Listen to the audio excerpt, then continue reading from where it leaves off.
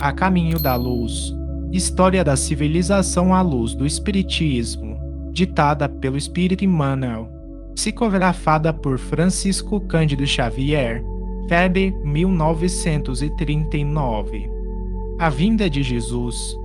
Temas abordados: a manjedoura, o Cristo e os essênios, cumprimento das profecias de Israel, a grande lição, a palavra divina, crepúsculo de uma civilização, o exemplo do Cristo.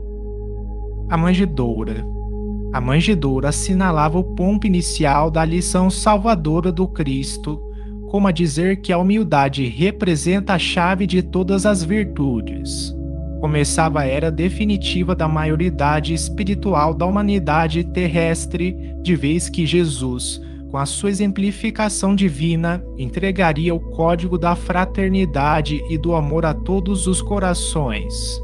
Debalde, os escritores materialistas de todos os tempos vulgarizaram o grande acontecimento, ironizando os altos fenômenos mediúnicos que o precederam. As figuras de Simeão, Ana, Isabel, João Batista, José, bem como a personalidade sublimada de Maria, têm sido muitas vezes objeto de observações injustas e maliciosas, mas a realidade é que somente com o concurso daqueles mensageiros da Boa Nova, portadores da contribuição de fervor, crença e vida, poderia Jesus lançar na terra os fundamentos da verdade inabalável. O Cristo e os essênios. Muitos séculos depois da sua exemplificação incompreendida, há quem o veja entre os essênios, nota 45, aprendendo as suas doutrinas, antes do seu messianismo de amor e de redenção. As próprias esferas mais próximas da Terra, que pela força das circunstâncias se acercam mais das controvérsias dos homens que do sincero aprendizado dos espíritos estudiosos e desprendidos do orbe, refletem as opiniões contraditórias da humanidade a respeito do Salvador de todas as criaturas. Nota 45.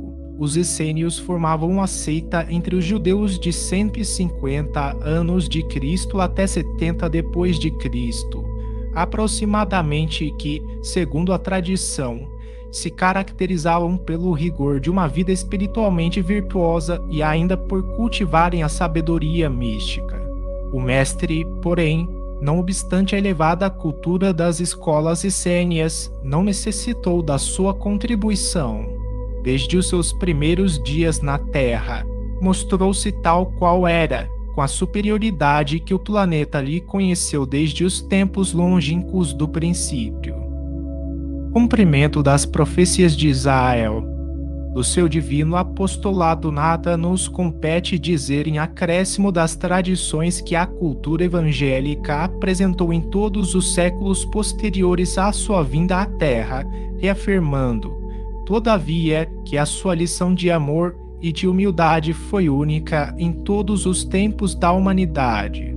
Dele asseveraram os profetas de Israel, muito tempo antes da manjedoura e do Calvário, levantar-se-á como um arbusto verde, vivendo na ingratidão de um solo árido, onde não haverá graça nem beleza. Carregado de opróbrios e desprezado dos homens, todos lhe voltarão o rosto. Coberto de ignomínias, não merecerá consideração.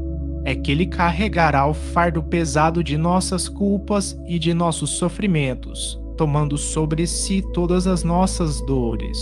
Presumireis na sua figura um homem vergando ao peso da cólera de Deus, mas serão os nossos pecados que o cobrirão de chagas sanguinolentas e as suas feridas hão de ser a nossa redenção. Somos um imenso rebanho desgarrado, mas, para nos reunir no caminho de Deus, ele sofrerá o peso das nossas iniquidades. Humilhado e ferido, não soltará o mais leve queixume, deixando-se conduzir como um cordeiro ao sacrifício. Seu túmulo passará como o de um malvado e a sua morte como a de um ímpio. Mas, Desde o momento em que oferecer a sua vida, verá nascer uma posteridade e os interesses de Deus hão de prosperar nas suas mãos. A grande lição. Sim, o mundo era um imenso rebanho desgarrado.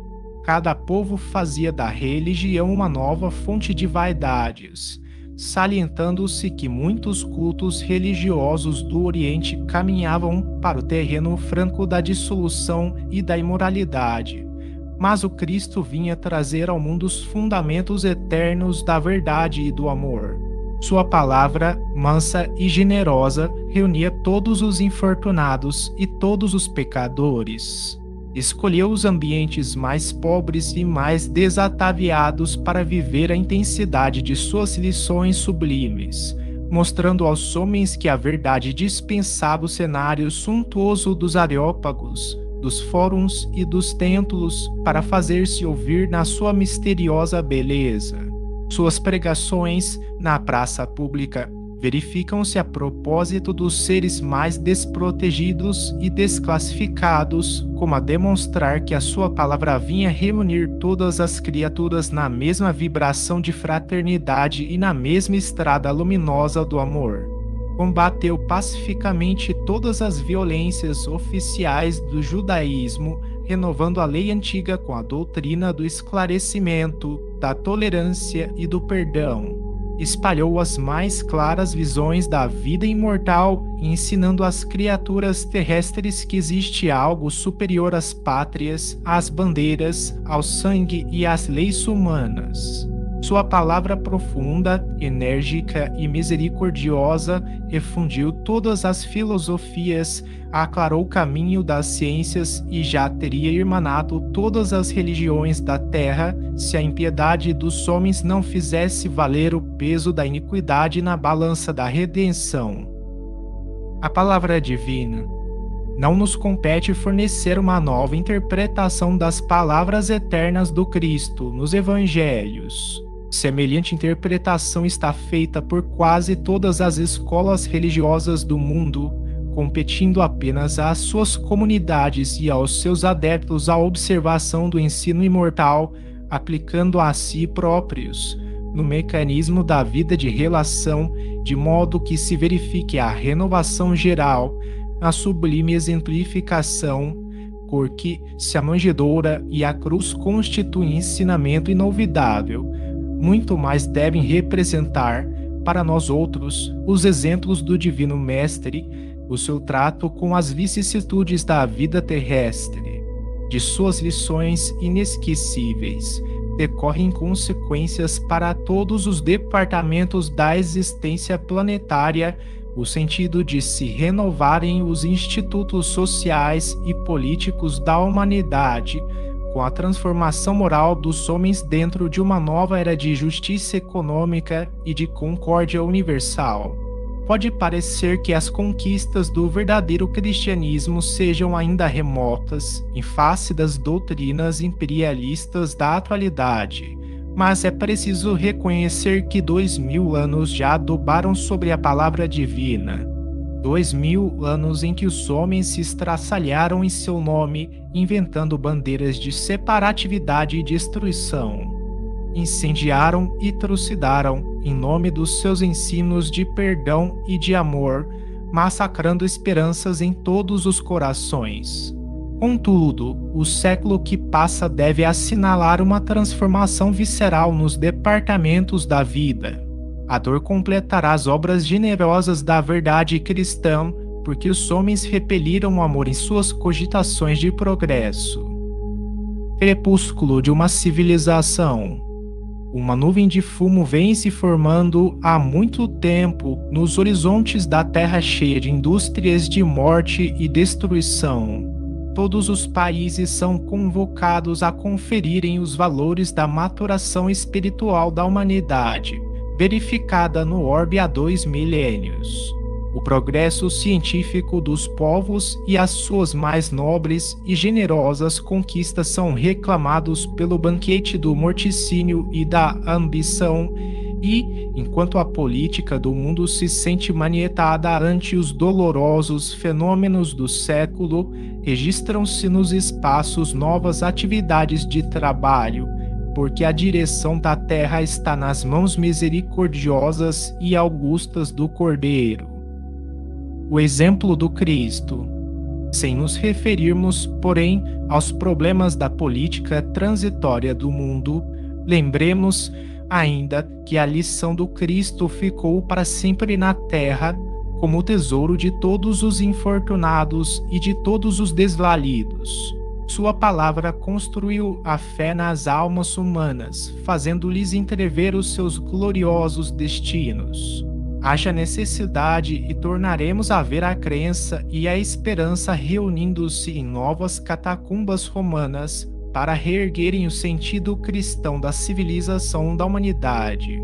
É agudo, muitas vezes, nos corações humildes e aflitos que vamos encontrar a divina palavra cantando o hino maravilhoso dos bem-aventurados.